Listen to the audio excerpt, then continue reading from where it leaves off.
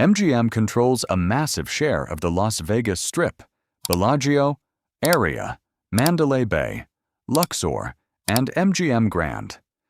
Few companies have shaped the city's image more than this one. But that dominance is now drawing heavy criticism. Resort fees have climbed to $55 a night, parking is no longer free, and even ATM withdrawals cost more than before. Travelers say it's not worth it anymore. Online posts complaining about MGM's soaring prices have gone viral, with most users agreeing the company has gone too far. MGM insists the price adjustments are needed to cover higher operating costs. But with Vegas tourism slowing and visitor numbers down nearly 9%, the real question is no longer about profit. It's how long MGM can keep pushing prices before losing the loyal visitors who once built its success. Price increases aren't new to Las Vegas, but MGM's recent changes have tested even loyal visitors. In late 2024, guests noticed another round of resort fee adjustments across nearly every MGM property. Parking, once free, now costs up to $25 a day, and valet can reach $40. Even basic conveniences like ATM withdrawals climbed above $10. The moment that sparked wider attention came from a viral post, a $26 bottle of water at Aria's minibar. Thousands of users shared the image, questioning how far the company would go. For months, MGM stayed silent. But during the Q3 2025 earnings call, CEO Bill Hornbuckle made a rare admission, saying, "Shame on us." He acknowledged that MGM had pushed prices too high and lost touch with the guest experience, citing the $12 Starbucks coffee at Excalibur and $25 room service fees at Bellagio as examples. Hornbuckle said the company has since price-corrected budget hotels like Excalibur and Luxor and promised to restore value for regular travelers.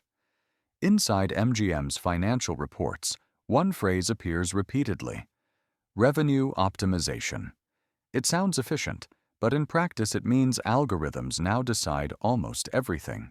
Prices for rooms, food, parking, and entertainment adjust in real time based on demand, loyalty status, and even browsing history.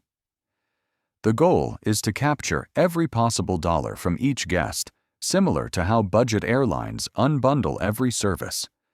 But unlike airlines, Las Vegas built its reputation on generosity, free parking, cheap buffets, and the promise of accessible luxury. When every part of the trip becomes an upsell, that image starts to break down. Analysts note that MGM's short-term revenue growth masks a deeper problem. Customers are spending less overall, cutting trips shorter, or shifting to off-strip hotels where prices stay stable. What was once seen as a smart, data-driven strategy is now backfiring as automated pricing begins to erode trust and push customers to spend less. The data behind MGM's performance tells a clearer story. In the third quarter of 2025, the company reported $4.3 billion in revenue, up about 2% from a year earlier. But profit margins moved in the opposite direction. Earnings per share fell to $0.24, less than half of last year's $0.54, and the stock dropped nearly 4% after the announcement. On the Las Vegas Strip, total visitor volume is down almost 8%. Hotel occupancy has slipped to 80%, and average daily rates are softening after years of steady gains. RevPAR has declined close to 9%, showing that guests are either spending less or staying shorter. Even MGM's most affordable properties, like Excalibur and Luxor, are seeing fewer midweek bookings, while luxury hotels remain steady but less crowded. The trend is clear.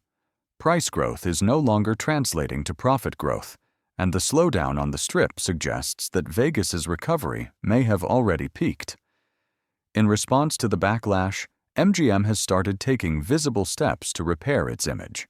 During the citywide, fabulous 5-day sale in September 2025, The company joined other resorts in offering deep discounts, free parking, and daily dining credits, a clear signal that management understood the message.